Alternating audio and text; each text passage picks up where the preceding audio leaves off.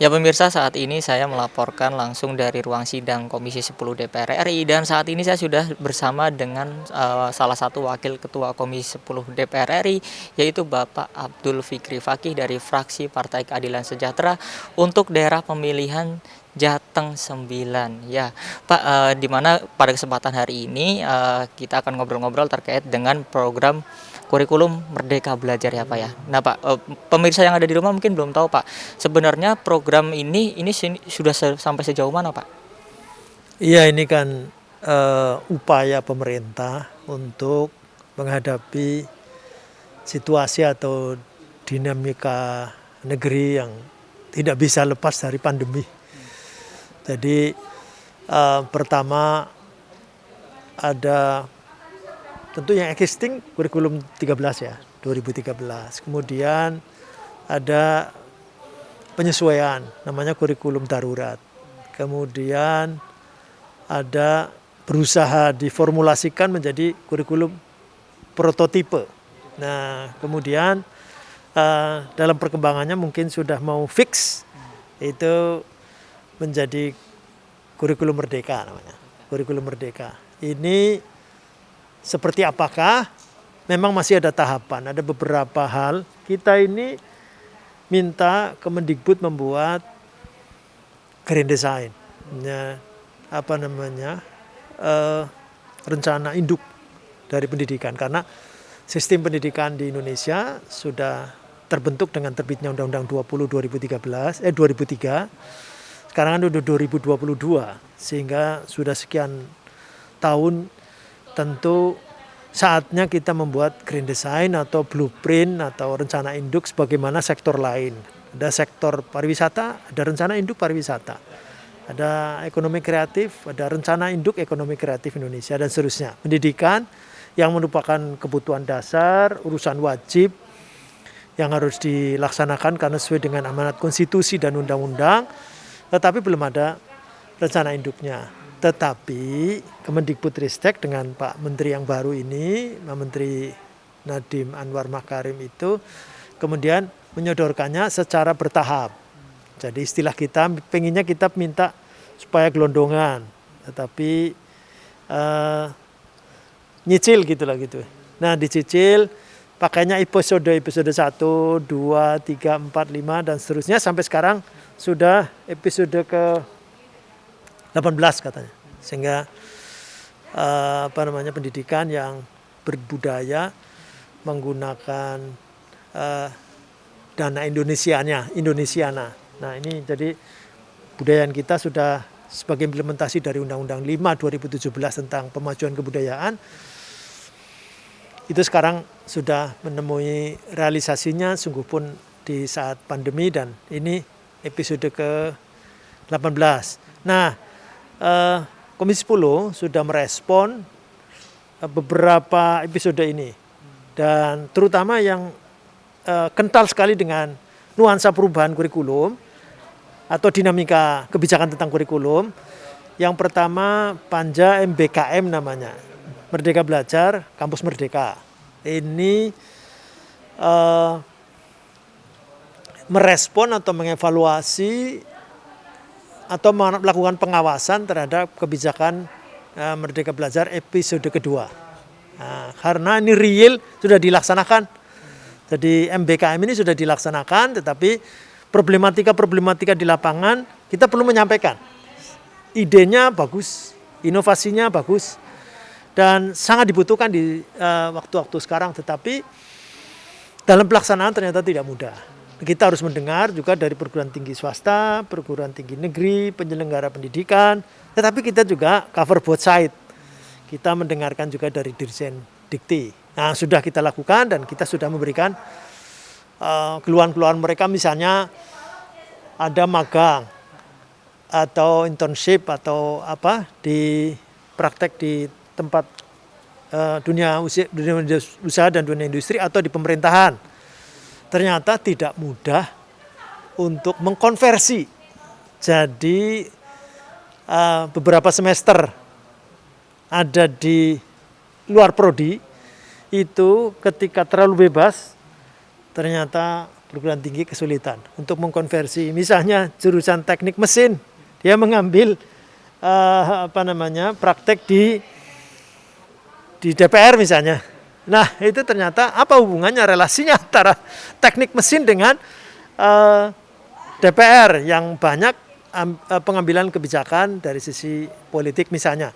Itu salah satu kondisi begini mesti disampaikan kepada pemangku kepentingan dalam hal ini Kemendikbud. Terus juga ada pembiayaan juga begitu. Ada yang di cover semuanya oleh Kemendikbud, tetapi perguruan tinggi swasta misalnya itu ketika memilih program MBKM ternyata tidak seluruhnya bisa di cover dengan biaya yang ada di situ. Nah salah satunya begitu, dan sekarang kita lagi membuka lagi panja baru namanya panja kebijakan kurikulum. Nah kebijakan kurikulum karena nanti kemana nih? Karena di lapangan kalau ini tadi kan panja yang titik beratnya di kampus Merdeka, jadi di perguruan tinggi. Padahal Merdeka Belajar Kampus Merdeka itu tidak hanya di perguruan tinggi, tetapi di sekolah dasar dan menengah juga.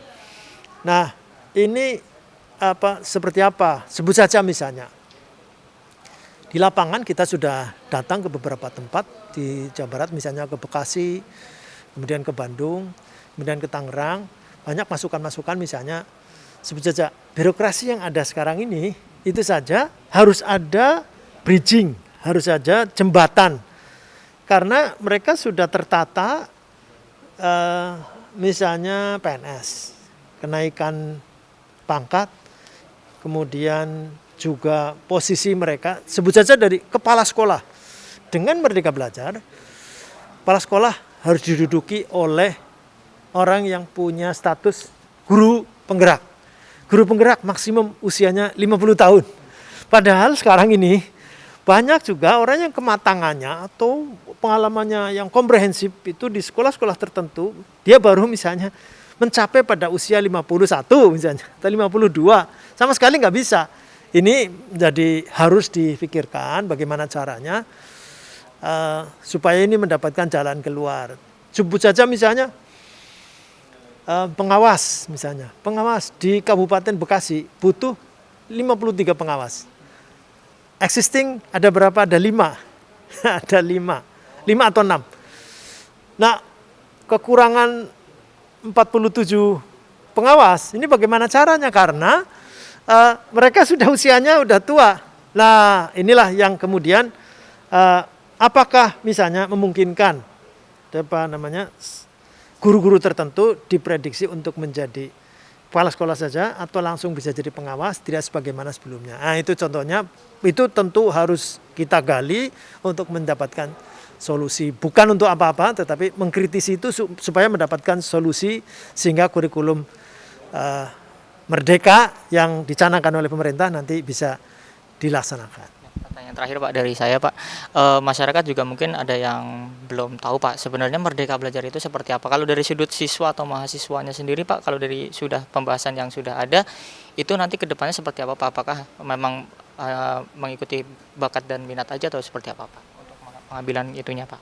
Iya, jadi ini kalau sisi secara filosofis sih sesungguhnya ini mengikuti tentu filsafat pendidikan yang disampaikan oleh Ki Hajar Dewantoro. Artinya anak itu bebas belajar apa saja untuk supaya mereka merdeka, tidak tergantung, merdeka mandiri, tidak tergantung pada pihak-pihak lain. Jadi tidak mesti jadi PNS, tidak mesti jadi pekerja tertentu, tetapi mereka bisa menciptakan sesuai dengan kemampuan mereka. Nah, ini sebenarnya sisi positifnya seperti itu. Tapi sisi lain memang kalau kemudian ini digulirkan hanya didorong untuk kemajuan, keunggulan dan seterusnya, maka cenderung elitis. Nah, inilah yang mungkin nanti harus dibuat skema supaya ini bisa dijalankan oleh semua. Nah, oleh karenanya pemerintah juga nggak berani ini diwajibkan untuk semua. Optional itu artinya sunnah. Jadi bisa dilaksanakan, bisa juga menggunakan kurikulum lain. Jadi sekarang sekarang ini bisa menggunakan kurikulum 2013, bisa menggunakan kurikulum darurat atau prototipe atau kurikulum merdeka sekarang itu bisa. Dan kalau ini dilaksanakan sesungguhnya ya nanti kita akan mendapatkan pendidikan sesuai dengan potensi dari siswa, potensi dari guru, potensi dari daerah tertentu, sehingga ada daerah-daerah yang nanti menonjol di bidang tertentu, ada daerah-daerah yang menonjol di bidang lain. Pak Abdul Fikri, terima kasih atas waktunya, Pak. Itulah tadi pemirsa bincang-bincang saya dengan Wakil Ketua Komisi 10 DPR RI, Bapak Abdul Fikri Fakih dari fraksi PKS. Itulah tadi terkait dengan kampus Merdeka seperti apa. Mungkin pemirsa yang ada di rumah juga belum mengetahuinya. Itu tadi gambaran secara umumnya. Terima kasih atas perhatian Anda, pemirsa. Kembali ke studio.